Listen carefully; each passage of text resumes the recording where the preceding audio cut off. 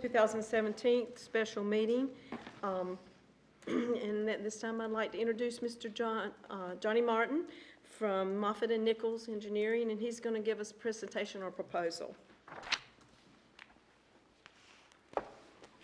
All right, thank you. And I'm going to go ahead and apologize because we do have a lot of material to go through today because we started delivering a lot of deliverables to you guys.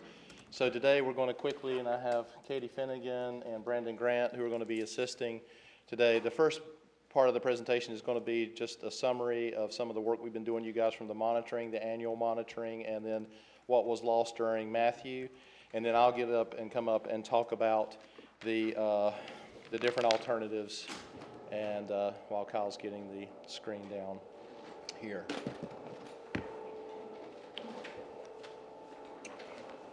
So we'll first start off with Katie's going to come up and talk about the 2015 to 2016 monitoring results, and then Brandon will come up and talk about the post-Matthew monitoring, and then I'll get up and talk about the potential next steps. We'll try to keep their talks to about 15 minutes each.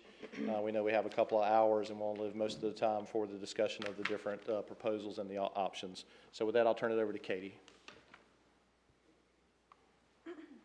Thank you. Okay.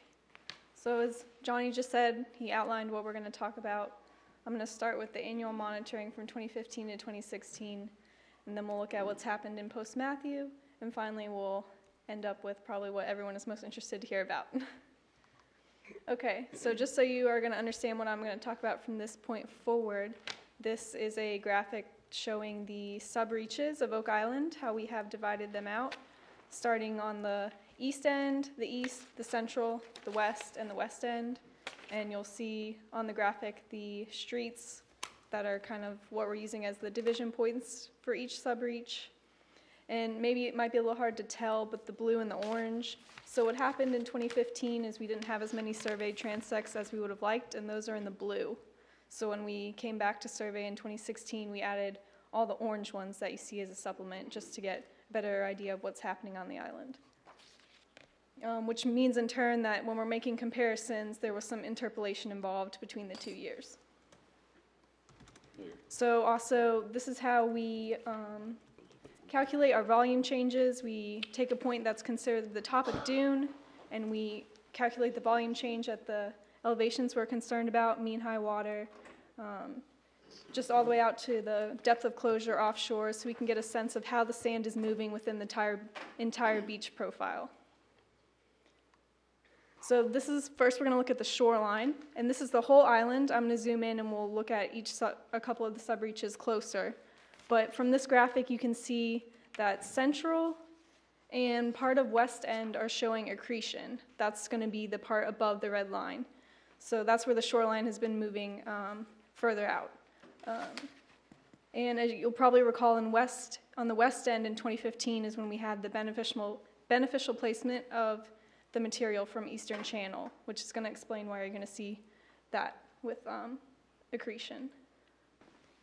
So then if we just look at the east end, east, and central regions, at the shoreline, fairly low erosion. It's not very far below the red line. And again, the central has the accretion above, most likely due to longshore sediment transport in that area, since it wasn't nourished recently. The ranges, as you can see, are detailed, and the averages for each sub-reach. So there's variation at each transect, and due to interpolation, there's also going to be that variation.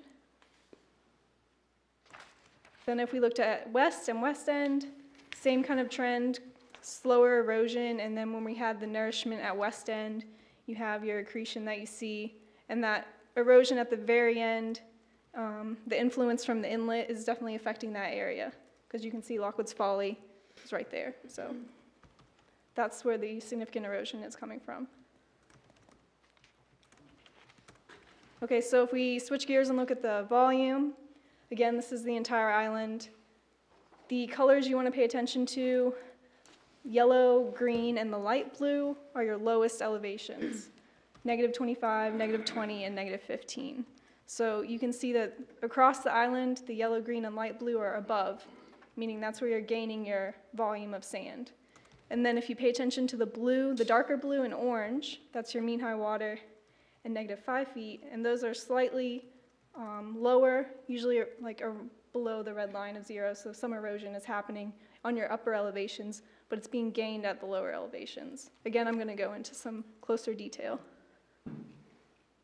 So if we look at east and central, again, the lower elevations with the yellow, green, and light blue, for the most part, are showing accretion across, and the slight erosion in the blue and orange, which means that the material from the upper elevations is migrating downward, but it also means that material is being pushed from offshore onto onshore, which is good because you had to recover from Hurricane Joaquin very recently as well.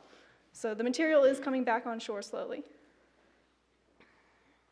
And again, west and west end, the lower elevations are experiencing accretion, being pushed from offshore or migrating from the upper elevations down.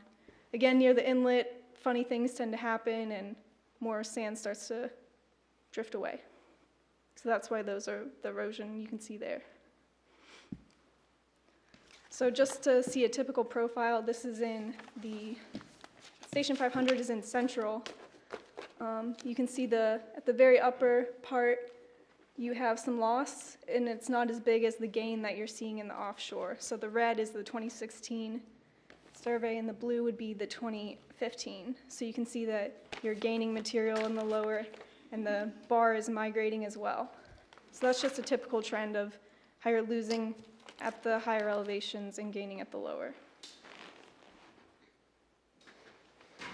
This is kind of a summary of everything.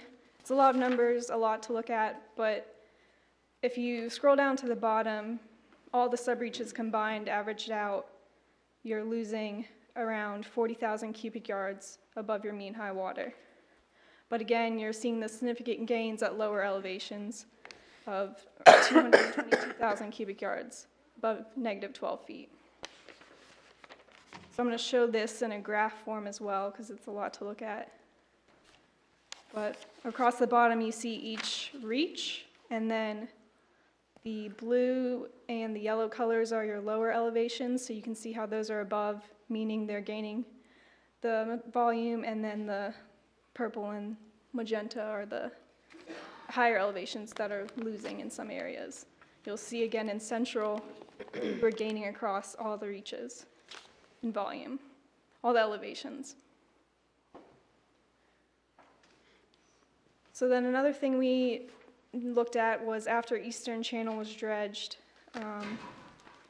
there were 3 reaches in the beach compatible material area with different elevations that we designed to dredge to. In the first reach, you were aiming for a -15 feet depth and a -11 in reach 2 and -12 in reach 3. So what this graphic shows is the July 2016 survey in comparison with where the design dredge depths were.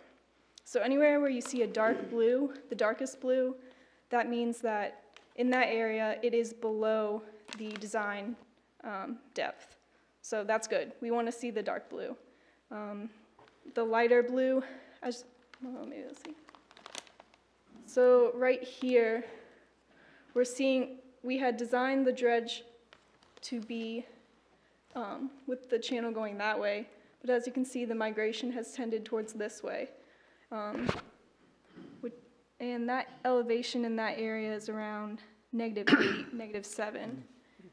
Right here at the new mouth, how it's migrating. And even right here, our dredge template, the elevation has kind of gone a little bit lower south, and here it's migrated out a little bit. So you still have the elevation maintained in some areas, just maybe not exactly in where the template originally had them.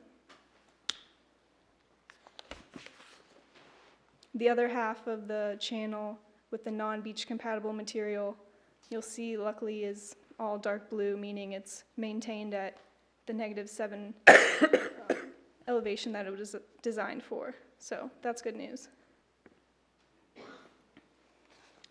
What does this all mean, though? A little bit more in depth So right after dredging was completed in May 2015, there was a survey, and in that time, you had almost 15,000 cubic yards of immediate shoaling.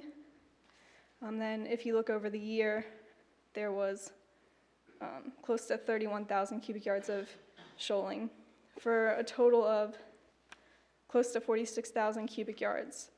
But 35,000 cubic yards of that was in Reach 1, which if you recall was that first part where we were seeing the migration and the shift of the channel, so where the mouth was moving. Within all of the reaches, though, you have at least -7 feet of depth. And I think that is all I have, so I'm going to turn it over to Brandon.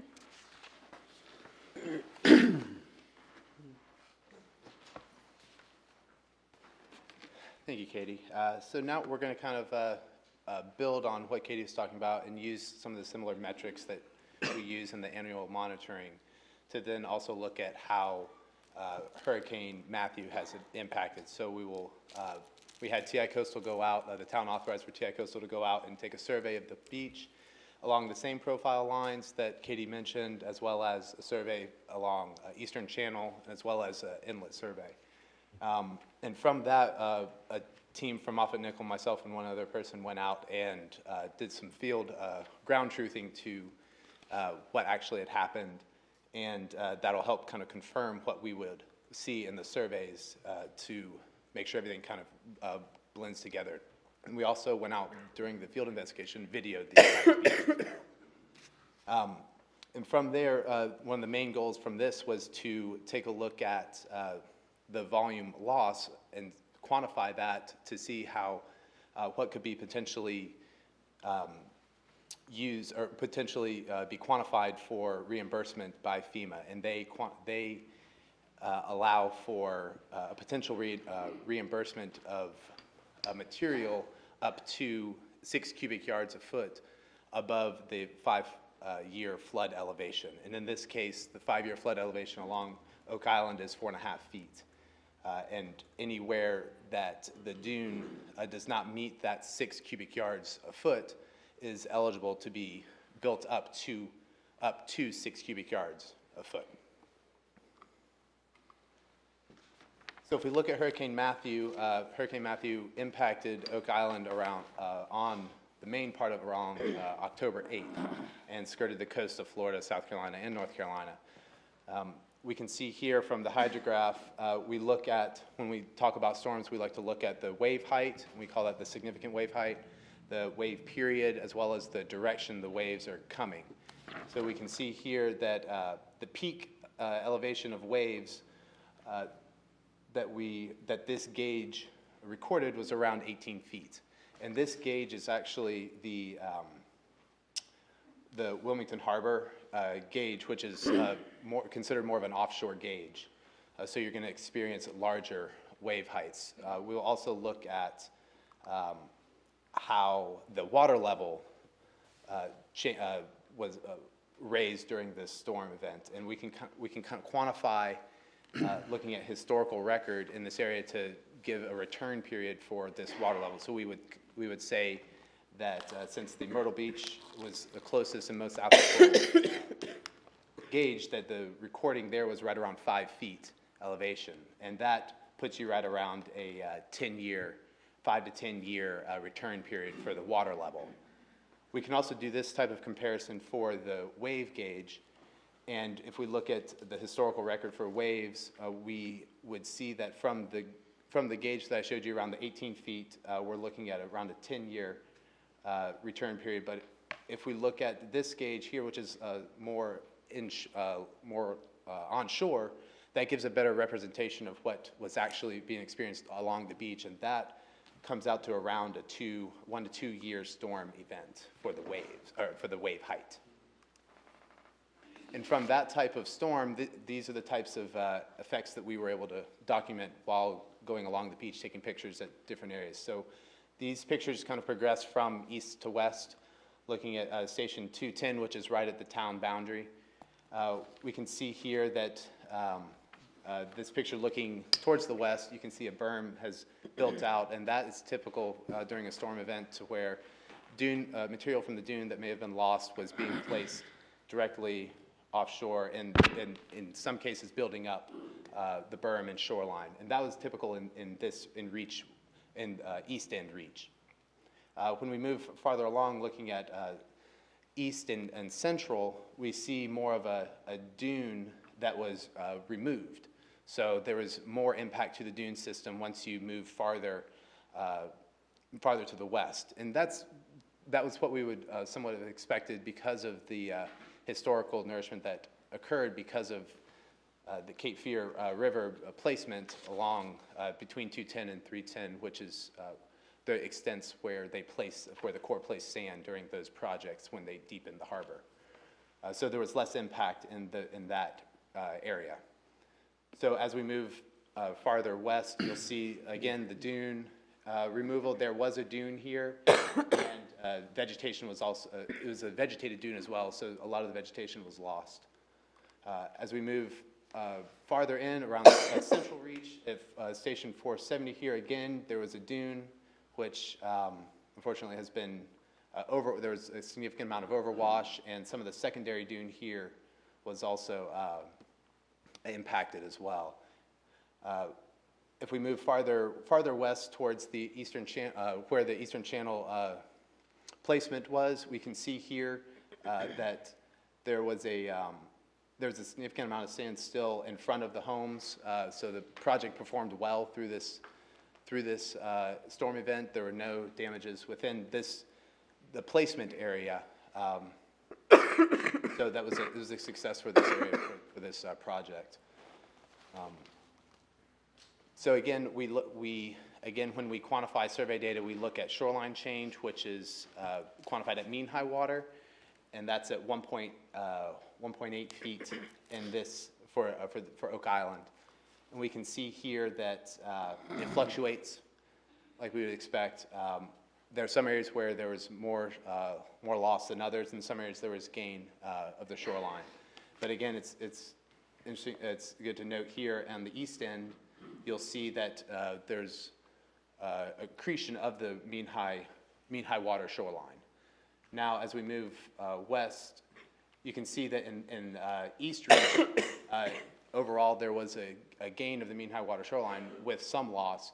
However, we can't necessarily correlate shoreline loss or gain to volume loss or gain, because we'll see that just because there's a gain in shoreline doesn't mean there was a gain in material.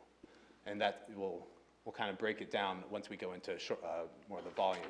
If we look at the east end, east and central, again, you'll be able to zoom in and see that it ranges. You have a minimum of around a loss of 35 feet of shoreline, anywhere up to a gain of approximately 20 feet of shoreline. And both of those were actually in the Central Reach in this area right in here. As we go on looking at west and west end, we'll see again some fluctuation. Going back one point here, Central Reach was actually overall the only reach that experienced shoreline erosion. All of the others, on average, experienced shoreline accretion, which is typical to see during a storm event when materials brought from the dune and berm offshore, placed in the foreshore area. As we move along, again, we see some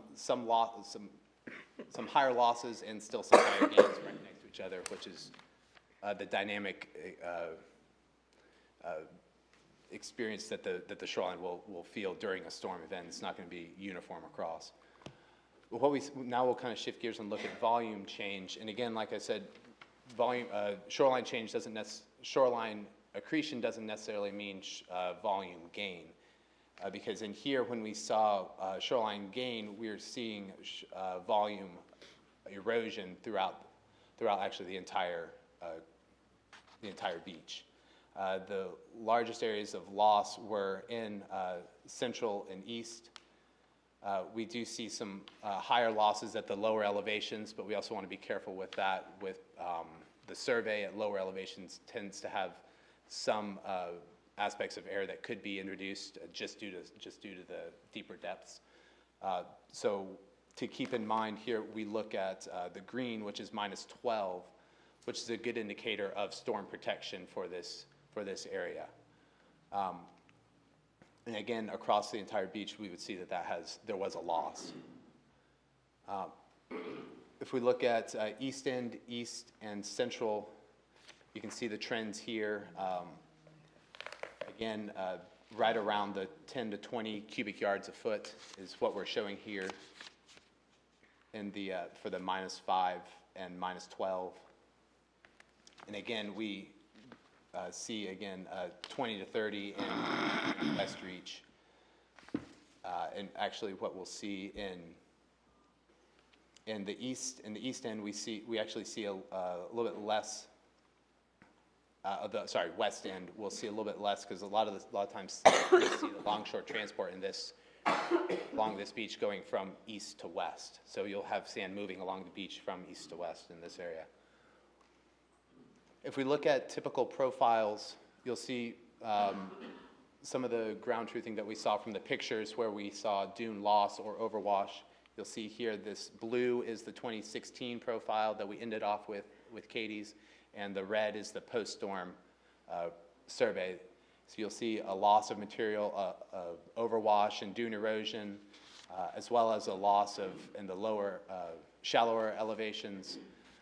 This loss, we don't see recovery in the deeper elevations, so we typically would think that a lot of this material would be lost to the system. And again, here another profile just to give an idea. We had dune here, both the primary and secondary dune, which experienced some overwash, and you're left with this flattening of the profile profile in this region, which is typical from a storm event. You'll see this flattening, and the movement of the offshore bar moving it farther offshore, so it's carrying the sand offshore. So if we kind of summarize everything, again, this is a lot of information here. We want to point out here the losses that we experienced above -12 was approximately 600,000 cubic yards due to this system above the -12 contour. If we look at above mean high water, we'll see it's around 180,000 cubic yards. And if we look at the deepest elevation that we monitor to, which is -25 feet, we have an overall loss of potential loss of approximately 1.3 million cubic yards. And to keep in mind later, we'll get into this. This is where we quantify the losses that we would look at for potential reimbursement from FEMA above the 4.5 in this area. So not all of the loss that we see here of the 115,000 would be potential for reimbursement, and we'll go into more depth later about that. Again, this is a graph of the chart that we just saw, losses across the board here, with the yellow here as being the -12 and the blue being the -25, give you an idea of how each reach fared. So here Johnny will get into a little bit more detail with this information a little bit later, but we've plotted out based on our preliminary findings from the report that we provided for a level of protection for the different options. If we look at a 10-year level of protection or a 25-year level of protection, and this kind of gives you an idea of the volumes at each of the transects and where they stack up to what we have quantified as volume necessary to meet the 10-year level of protection and the 25-year level of protection. And this is, we've plotted also the volumes that we measured in 2015 in green, 2016 in blue, and then post-Matthew in red. So you'll see from blue to red a loss. So that would be a drop in level of protection. And these dotted lines here, this dashed line here is the 10-year, and the solid line here is the 25-year level of protection. So you can see east end here is actually above the 10-year level of protection, so it's in between a 10 and 25 already. East reach, there's a good amount below the 10-year level of protection and so forth through here. You can see along west end, you see the large numbers down here, and this is actually due to the project that was from the Eastern Channel project, from the placement in that reach, to show that we have met both 10 and 25-year level of protection for a majority of this reach. So if we look at kind of switching gears and looking at Eastern Channel now, we'll see similar trends to what Katie presented for the annual monitoring. They'll just be a little bit more predominant here. You'll see continued shoaling within the actual channel, but you can see this channel is equilibrating to be more of a southerly orientation going into the inlet itself. And you actually see a secondary channel forming farther to the south here, which is actually around 9 to 10 feet at its deepest right here. But we maintain at the shallowest, we're around 4 feet at the shallowest within this reach, but we increased down to -15 still within the western part of Reach 1. Reach 2, again, we start to see a little bit more shoaling from the north side and the shifting south of the main throat of the navigation channel, as well as we still meet around 12 feet, predominantly through Reach 3, with a slight shoaling and the connection between Reach 2 and Reach 3. And if we look, and again, this Reach 1, 2, and 3 was considered the beach compatible material that was used for placement along Eastern Channel. So all of this material that has shoaled in, if this project were to come up again, is material that could be potentially used to be for beneficial placement as well. So we see that as a potential recurring source of material and going along in the future. For the non-beach compatible material, we see that we've continued to meet the -7 depth throughout the entire reach, so access to the AIWW along the backside has remained open, even through the storm event. So if we look at, again, if we kind of want to quantify these numbers, we'll see that due to the storm in Reach 1, we see a shoaling of approximately 34,000 cubic yards. If we take it to the template, we'll see that just in Reach 1, down to that -15, we have available 65,000, a little over 65,000 cubic yards of material that we believe is beach compatible. And if we combine Reaches 1, 2, and 3 and dredge it to the template, we have up to almost 83,000 cubic yards available. Along the non-beach compatible, we see minimal shoaling in the between the template and the most current, and again, due to the storm itself, again, minimal shoaling in here.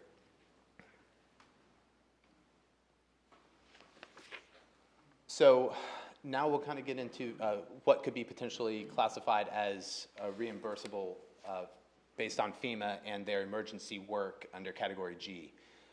Again, we look at the 5-year flood elevation, which in this region is 4.5 feet.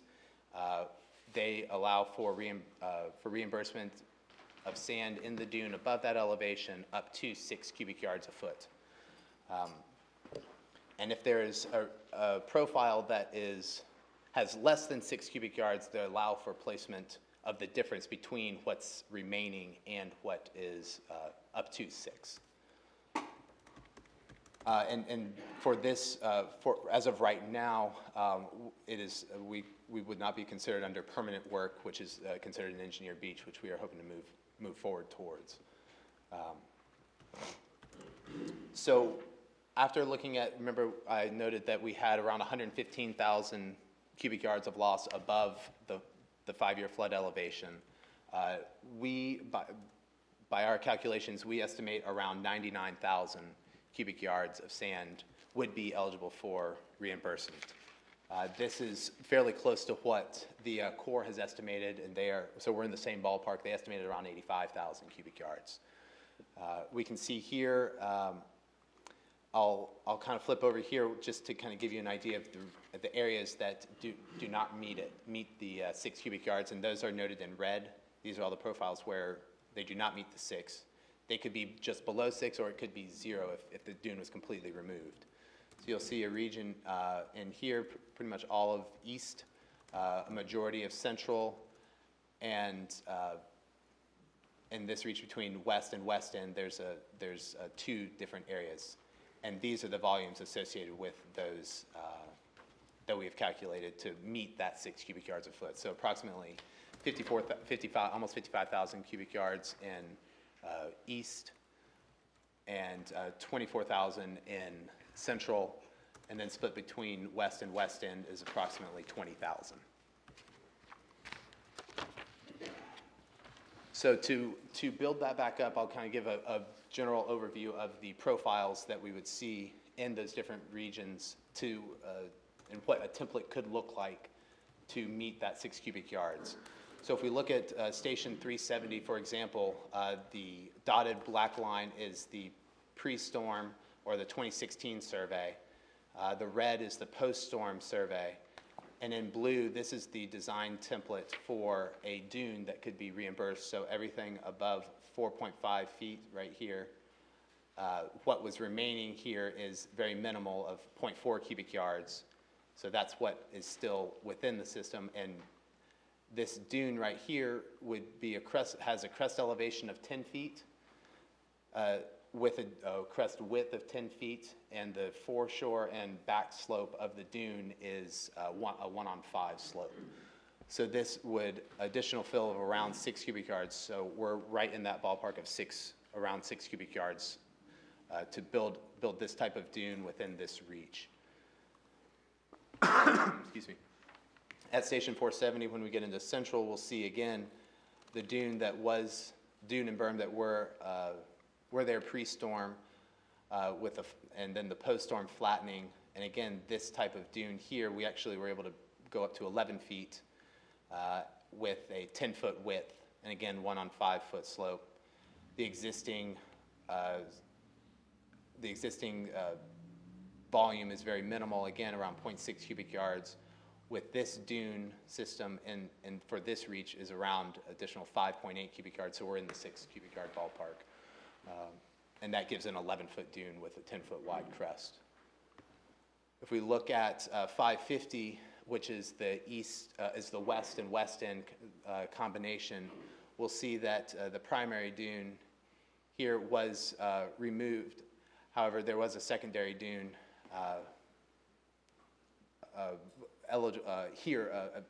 existing prior to the storm, which we would kind of interpolate here. Even though the survey didn't go back to include it, we can see that the 2016 survey would have gone up to include this dune here. However, we can see here that the berm elevation at 550 was around 6 feet. So you're going to have a little bit more volume remaining within this area above the 4.5. So the dune is not as large that we could build in this area to meet the 6 cubic yards. We have to go up to 6 cubic yards.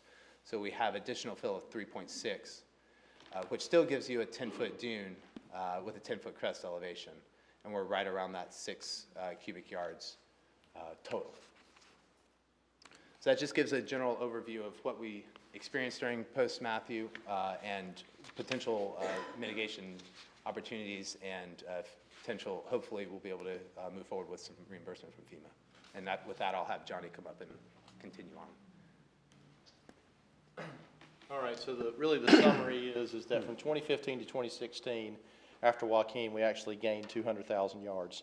So that was a credit. But now Matthew came in and took 600 away. So, we're from the last time we talked to you guys about what was going to take, now we're another 400,000 yards in the hole in order to build up an engineered beach if the town decides to move toward that. But I think some of the next steps is we're going to now provide our detailed analysis to FEMA and determine the final volume for reimbursement. So we had been sort of waiting for, the town did not get, or I guess the county did not get informed about Section G until right around the 1st of December.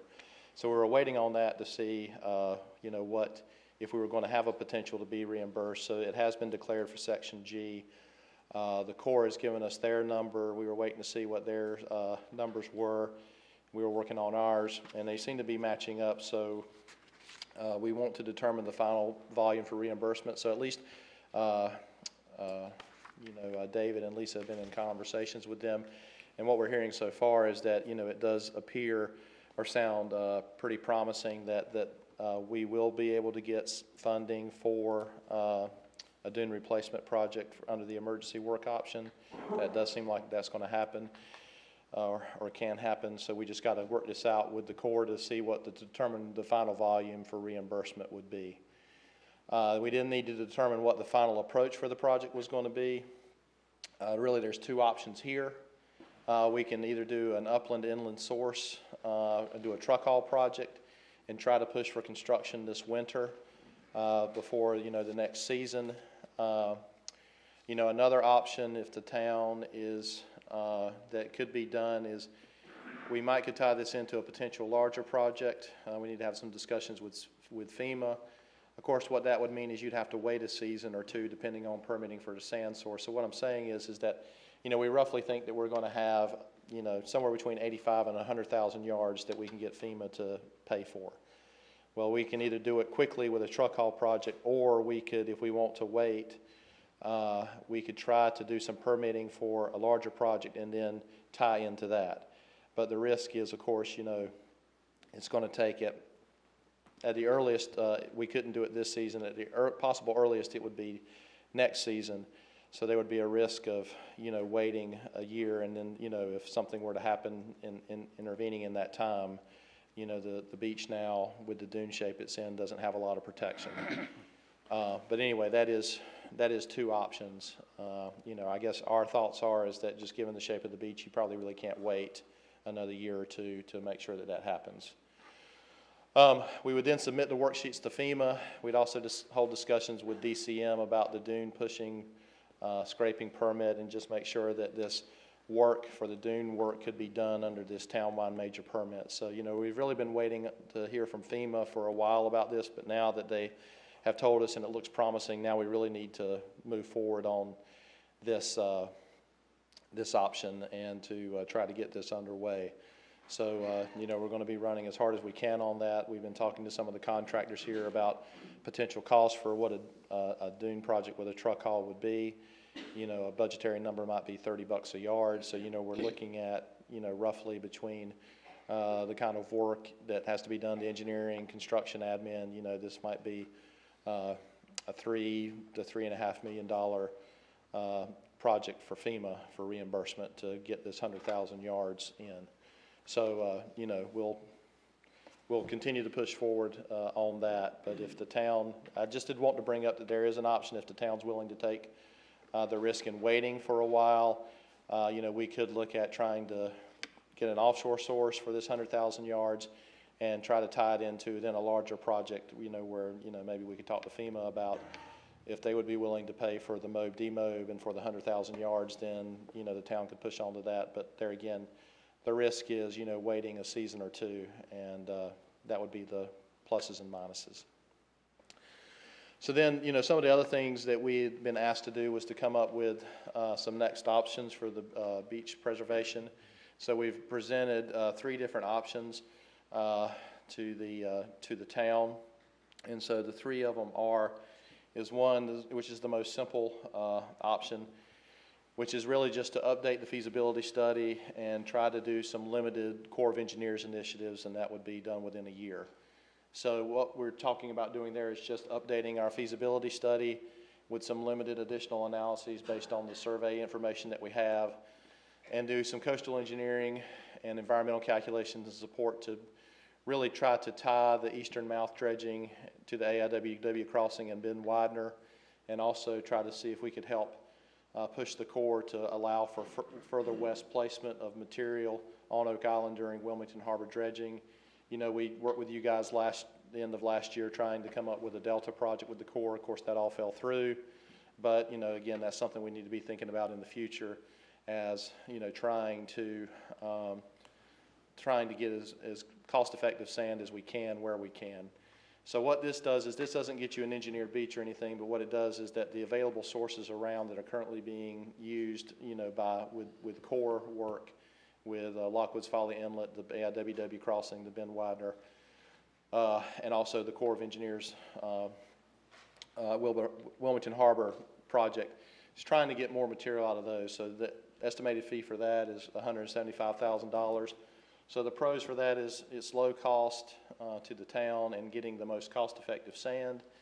But the cons are, of course, only the extreme east and west ends are covered, and there's no FEMA engineered beach for reimbursement. So again, it's just the most we could hope to get with this option is probably, you know, this part of the island. And then what we would try to do is, you know, try to push as far west as we could. So maybe we could get into here with the Corps. So we would only be really being able to, you know, help this area east and sort of this area west. So again, you're really not doing anything for the central part of the island with this option. But there again, it's just something that, you know, if the town decides it does not want to go down the road of getting an engineered beach or doing a full big beach nourishment program, then, you know, that is an option that can be done. Option 2 is doing a single project engineered beach, and this is probably a 2 to 3 year timeline. So what this would be to design and permit a single project, and we would do the engineered beach documentation. So this would be going and doing the coastal engineering and environmental modeling and documentation to determine the optimal level of protection for initial project and maintenance. You know, again, a lot of this decision will be ultimately, if the town decides to go down this road, will be really on you guys to figure out, you know, really what kind of funding you can generate, what you're comfortable in doing, and then that determines, you know, what storm event we're trying to provide protection for and how we're going to maintain it. This would require completing all the field investigations, the sand source studies, the environmental documents, and permitting for a single project. It would determine and provide the FEMA engineered beach documentation, and it would provide the engineering and environmental services for constructing the initial project. So again, this isn't construction, so this is just doing all the work that you have to do. This is doing everything but putting the sand on the beach. So this is, you know, doing all the upfront engineering, all the upfront environmental, and then, you know, making sure you have the FEMA engineered beach documentation, and also doing construction observations for the first project. As you can see, the cost for that is $1.25 million.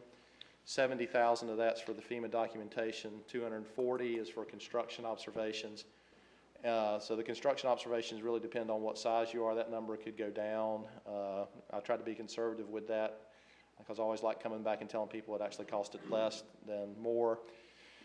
The other thing is that includes a $495,000 field investigation allowance. So why is that so much? Well, essentially what you have to do now with the sediment regulations and things of that nature, you have to go out and do a lot more work than what you had to do in the past with doing seismic investigations, borings, drill holes, things of that nature, doing sediment compatibility studies to make sure that the material is going to be compatible with what you're putting on the beach, from both the size, the grain size, as well as the shell content.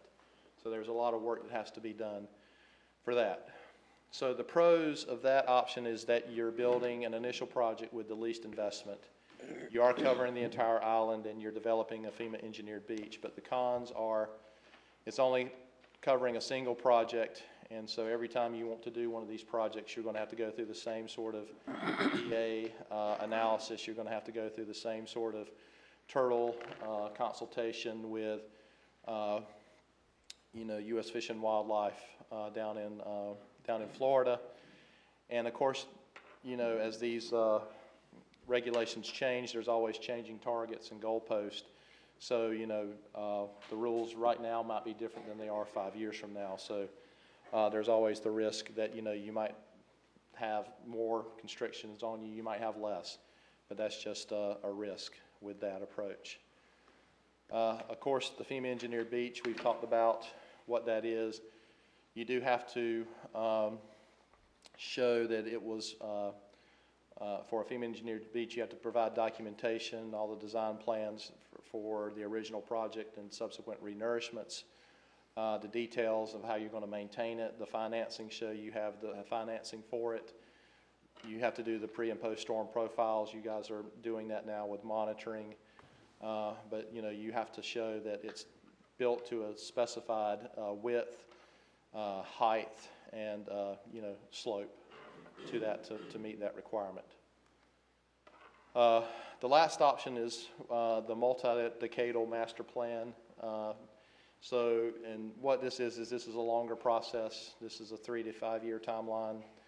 We're currently on the tail end of doing this for Carteret County right now for their beaches along both banks, town of Emerald Isle, Pine Knoll Shores, Indian Beach Salter Path, and Atlantic Beach. So what they decided to do was to go ahead and try to find all the sand, do all the searching, figure out how much sand they need over the next 50 years. Go out and do all the permitting required, all the field investigations required to find that amount of sand and to, make sure you have that kind of sand covered. What it also does is, you have to go ahead and provide all the sand source studies. This is more of an EIS level.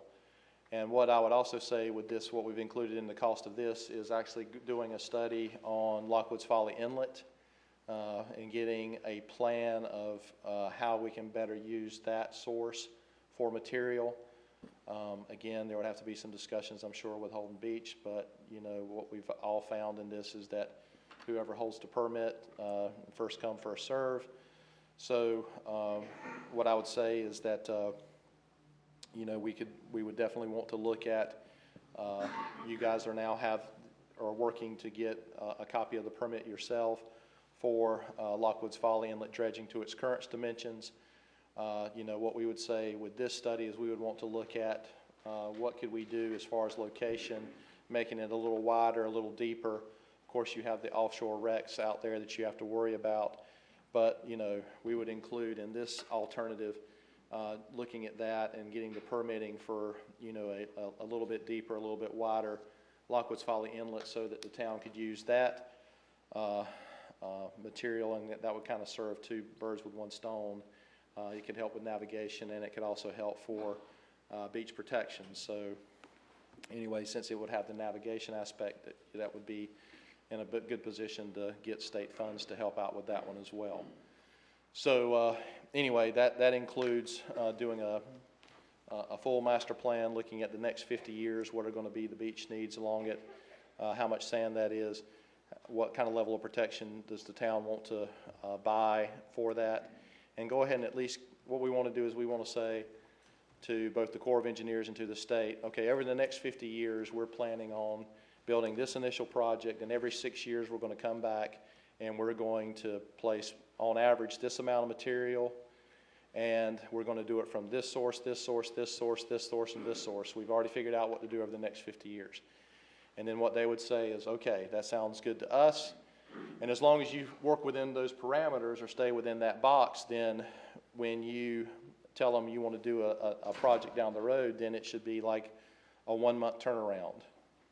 So why that's important is that you're not waiting, you're not having to go through a year every time you're trying to go through the environmental documentation. You're not taking a year each time to do that. Yeah, it's taking you longer on the front end, but it's going to save you time on the back end. And as we all know, with these dredging companies, the sooner you get your project out, the better you are from a cost savings perspective. So, we feel like, again, it is a lot more money up front, but we think the benefits outweigh the initial cost. That would be our thoughts. So of course, with option 3, this estimated fee is $2.9 million.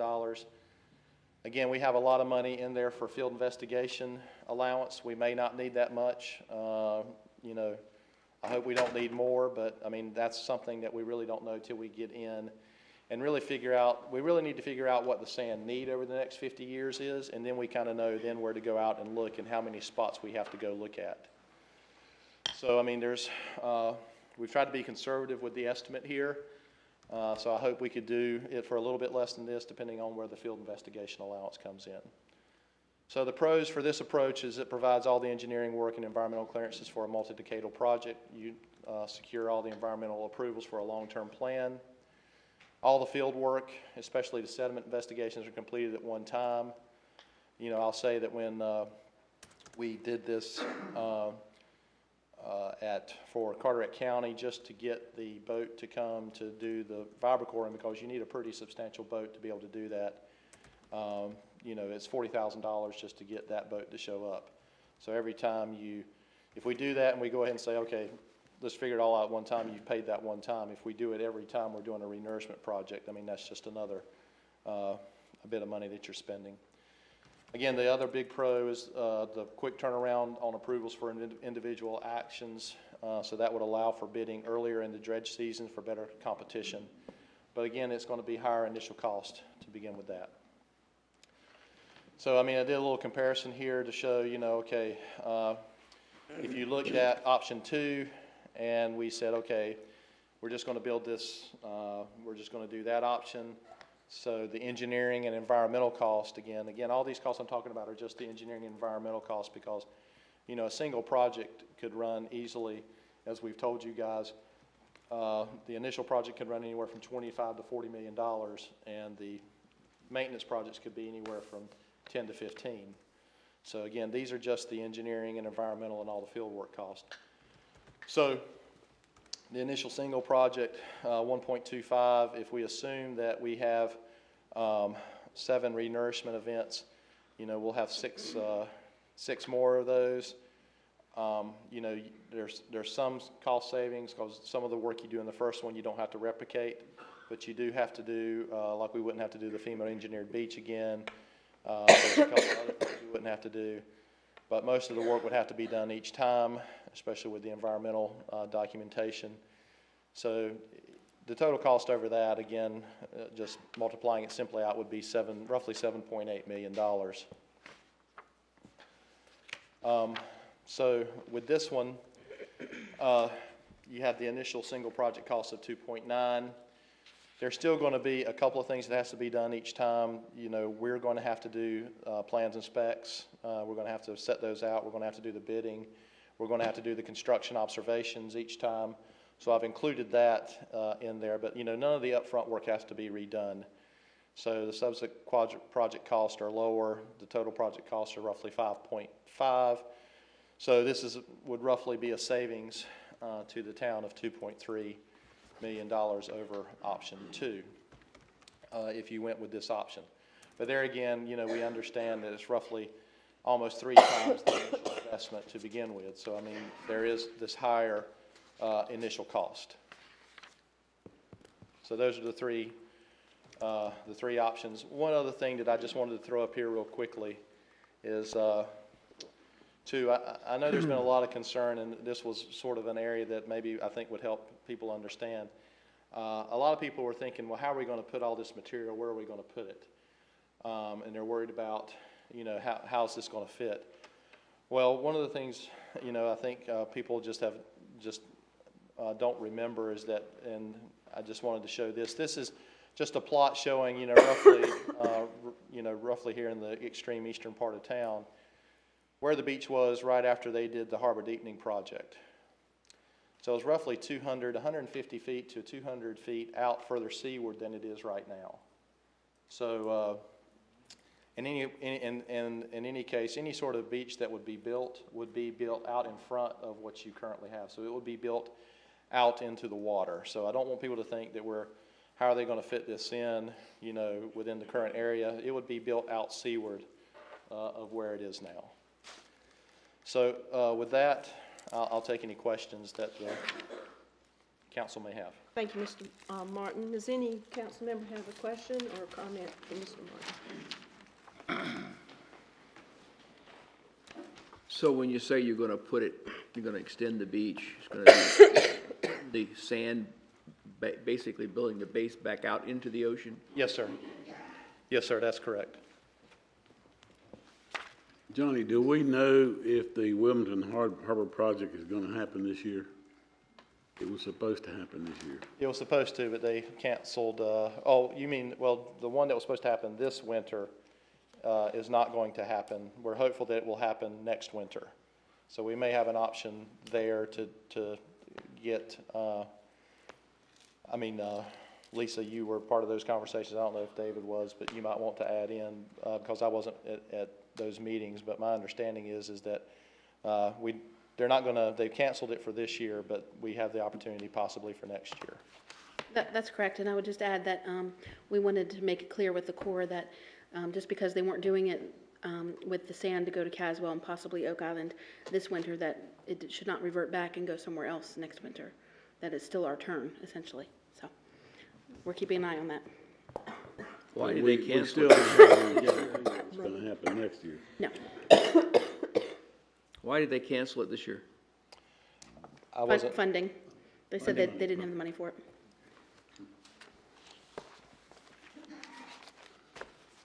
Any more questions?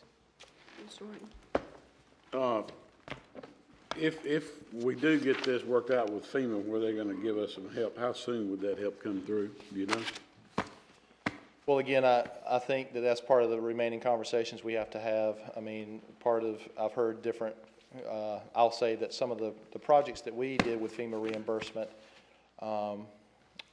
with Carteret County were very quickly, they were reimbursed within, a few months. But then I've heard some situations in Dare County where, it's taken months to a year to get reimbursed. So I think one of the things that, I know that I've talked with David and Lisa about, one of the things we really want to talk about, now that we know that we think that they will reimburse us for this dune project, we want to be able to and put into plans and specs in order to try to limit as much as we can the town's outlays. We'd really like to find out from FEMA how quickly they might be able to reimburse us, and then if we could get that within 30 to 45 days, then maybe we could put that as one of the contract conditions, so that then, that we know from a cash flow perspective, it's not hamstringing the town as much. But until we really have those conversations with FEMA, I don't know. I would say that when the experience we had in Carteret County was pretty good, but there again, I've heard some other experiences that have been more in the months to 6 months, where it really ended up being that the town had to really front it and then try to, or get it back, within the same year. So anyway, that's another concern I know, as far as, because, if this ends up being, if we end up deciding to go with just the dune-only project, trying to do it this year, I mean, this project could be upwards of, like I said, $3 to $3.5 million. Now, again, you should get FEMA reimbursement for that, but it's one of those things from a cash flow perspective, the town would have to sit there and figure out, okay, we have to make sure that we keep that as well. So I realize that this is kind of setting up two parallel paths here, right? So the other thing I would say is that, both of these, if you go with option 2 or option 3, both of these are a multi-year project. So, I mean, we're not going to need, the biggest outlay from a cash flow perspective is going to be when we kind of figure out, after we figured out how much the sand need is, and then when we're ready to tell the different subcontractors, the geotechnical contractors, okay, I want you to go, do this many borings offshore of Oak Island in this area, this many in Frying Pan Shoals, this many in Jaybirds, this many in Yellowbanks. That's when we're really going to hit, that's when there's going to be a lot of expenditures in a short amount of time. But I would guess that would be at least 6 months to a year off before we would hit that, depending on which way the town wants to move forward with. But I do realize that this is a little bit of a complicating process now that we sort of have potentially have these two parallel tracks. Yeah, and you partially kind of answered my next question. The FEMA project that we've been talking about can go forward now. even if we decide to go with option number 3. Right. We can go ahead and do this. And part of that, my next question was, part of that beach that's been destroyed was turtle habitat, and there was a restoration project done in 2001, I think. Is there any help there? Right. David, I don't know if you want to mention that. Yes. We've already talked to the Corps about doing this, and we've talked to FEMA as well. We've asked for a letter from the Corps saying if they would contribute or not contribute. They told us they would not contribute to it, so they're going to be providing a letter for us. And then we can present that back to FEMA and start the mitigation on the turtle project. I might add, we're aggressively pursuing all avenues with FEMA, and I think we've had 4 meetings now, so. So once we get the letter from the Corps, then FEMA could possibly help with the turtle project. Yes, and they'll be here next But they week. won't consider it until We get the the letter. Corps. If our understanding is correct with FEMA, it's considered infrastructure, like a building burning down. I guess what I'm wanting to get out to the public is, and I'm getting a lot of phone calls and emails, people are concerned about what we're gonna do, some don't want us to do anything. We're exploring every possible avenue that's available to us to get some help. And it looks like we are uncovering some things that are gonna get us some help, but it's just gonna take time.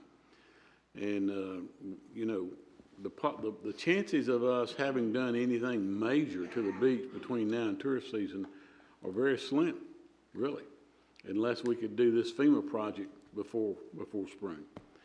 Other than that, there's not a whole lot we can do before spring. Yeah, unfortunately, I mean, without having permits for an offshore borrow site, I mean, you're kind of limited. If you want to do something really quickly, you're kind of limited to, you know, just an upland truck haul type project. And even that's going to be difficult to get squeezed in now because we still have to do, you guys have to authorize us to, we need to give you a proposal to do that but that, of course, that'll be FEMA reimbursed. But what I'm just saying is, you know, we probably got a month, 6 weeks before we could turn around a set of plans to hand to a contractor to do as well. So, I mean, you know, we've been waiting to see if FEMA would even give us reimbursement. So, I mean, we could have been doing stuff a little bit along, but, you know, we didn't want to do anything until we found out if FEMA was going to help or not. So, you know, now we're kind of, you know, going to be trying to run to play catch up as quickly as we can. Yeah, and what we're hearing, Johnny, from the public, is we've got all that sand out there on the beach. Why don't we go ahead and start rebuilding those dunes? I'm hearing that. I guess the rest of you are hearing it too. There's only so much we can do. We can't just go out there and start pushing sand up to build dunes out of. Would you like to address that, David? Well, yes, ma'am. We've also started stockpiling sand that was washed up after the storm in 3 locations. And we've asked Johnny to come back with a few vendors for us to be able to sift that sand. And we'll start using that. We can go ahead and sort of specify a few of the places that are the worst places and apply to CAMA for the permit. And we're also going to see if we could do the one-time push, the permit that we currently have, and use that to push that sand that we have stockpiled into the worst areas while we're working with FEMA to try to get the other stuff worked out. That's kind of like a drop in the bucket. Yes, for sir, what it we is a need. drop in the bucket. It is a small amount according to what we need or based on what we need. How much can we push off the beach? Is a maximum of 6 inches? Is that what it is? We can't go down more than 6 inches? 6 to 12, I mean, depending on, you know, where you are. But what I would say there too is that another reason we've been waiting is we've been really wanting to see what FEMA would do, because if we could bring it in from an offshore source and not push it from, because I mean, beach pushing is fine and it is good to build up some dunes, but you know, where you're digging the material, I mean, you know, you're just going to allow a little bit more wave energy to come in and then hit this dune that you just created. So, I mean, you know, it's a little bit like robbing Peter to pay Paul, a little bit. I mean, I'm not saying that it doesn't have its place and it's not a good thing to do when you need it, especially the case that what the beach is in right now. But there again, one of the reasons that we have been holding off was because we were hopeful that we could get, we've really been waiting on FEMA to say, okay, we're going to do this and be able to help you. And so now that that's looking positive, I think now it's on us to try to, you know, catch up as much as we can and figure out what we can do pretty quickly in order to get something in, if we can, hopefully this season. again, I did bring up the other option is that we could talk to FEMA and try to tie it into a longer project, but I just don't, just given the shape of the beach is in right now, I would hate to put that kind of level at risk at people. But anyway, that's just my engineering opinion. Any more questions, discussion? We are able to take action on making a decision on whether we want to accept one of the options or hire Nichols and Martin and Nichols to do any of the options. I'd entertain a motion. Well, since we just got this today, I would like a little bit of time to study it more. I mean, I heard most of what you said, but a lot of it went straight through. So I'd like some time to study this between now and our regular council meeting. I don't know how the rest of you feel. Say you, Jeff. I'm not ready to vote on it today. I agree. I think it needs to be on the agenda for the next council meeting. That'll give us time to go over everything and proceed. I agree with Jeff and Jim. All right, well, thank you very much, Mr. Martin. Thank you very much for taking your time again to come and give an awesome presentation. Johnny, if we have questions between now and the council, is it okay if we call you direct? Oh, yeah, absolutely. And, you know, the other thing, I know that there's also this thing about the potential for FEMA being involved with the Turtle Project and things of that nature. So what I would say too then is that, you know, if we, I'll just say this, so if you get to a point and all of a sudden something turns up to where that looks like it can be done, then what I would say is, you know, we could always stop where we're at and, you know, not incur any more cost, and then see if what we have done to date can be used for the FEMA stuff and whatnot. So, I mean, I'll just say that, you know, even if you guys decide on one of these options, if something all of a sudden turns up again that, you know, maybe could be another helpful funding source, then, you know, all you have to do is tell us, look, okay, this is another option, stop work. David calls us and tells us. I mean, we're fine to do that too. I mean, just because you signed that contract with us, we understand this is a really fluid situation and could change on a dime. So anyway, I'll just offer that as well if that helps. Yeah, I think every time we meet with FEMA, we learn just a little bit more, and so far it's been all very positive in our Right. favor. So we will continue to push for as much as we can get. Yeah, I think FEMA was just really concentrating on the inland, and it took them a little while to get out here to the coast. So, I mean, that's probably one of the reasons why it's taken so long to get some of these answers, but at least now we're getting the answers. Well, thank you so much, Mr. Martin. Appreciate your time. Take a break in a minute. Did you have an opportunity to talk about the sand, sir?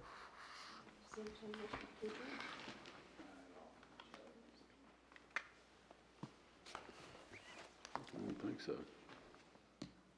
All right, do we want to discuss? Council's pleasure, I mean. Yeah, any discussion on, any comments? I'll entertain a motion to adjourn. Second. All in favor? Thank you.